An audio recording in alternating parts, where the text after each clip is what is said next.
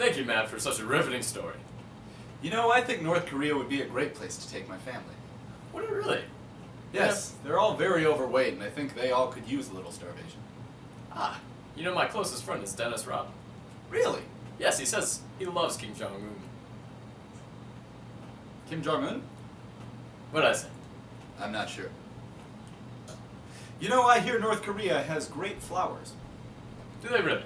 No, Is it a lotus? I'm not sure. I love lotuses. North Korea is the one just south of South Korea, right? Of course. West of Japan. Mm-hmm, yes. Yes, And then east of Russia. perhaps. Okay. All right. You know, I really need to invest in a map one of these days. That'd be great. It would. Maybe a compass. Perhaps a sextant. A sextant, yes. That's what you use to measure something or something. Indeed. I believe Vasco da Gama used one of those when circumnavigating the southern tip of Africa and finding an all-water route to India. Really? I'm not sure. Quite frankly, I just blacked out for a minute. What did I say? I have no idea. All right. Then I can barely circumvent my bathtub. All righty. Well, too much information there. You're welcome. Okay. Well, should we do the Korea thing? Wait, just look back at the camera. And now here's a report from our Lunchroom correspondent, John Thornton, covering a riveting story about a lunchroom food fight taking place at Marmion Academy. John? Thanks, Ben. I'm here in the Lux Dining Hall where things are really heating up. Reports have come out that there have, in fact, been flying apples sighted.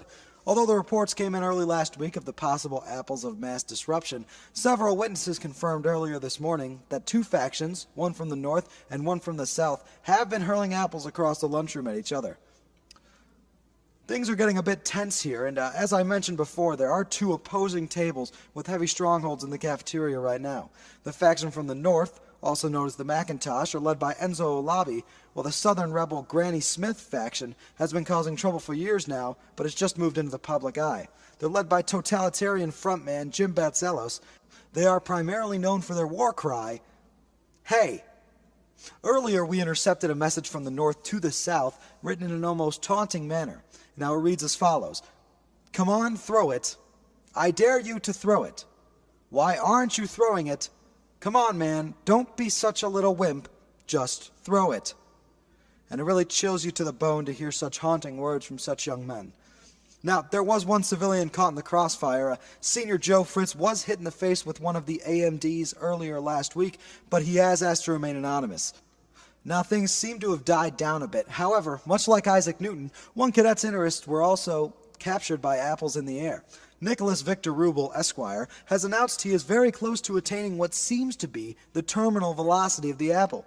So it seems the good really does come along with the bad here, reminding us that in times like these, violence is never the answer. Now, John, what does Mr. D'Amato have to say about all of this? Now, Mr. D'Amato, what is your opinion on the food fight currently unfolding in the cafeteria? What food fight? Exactly.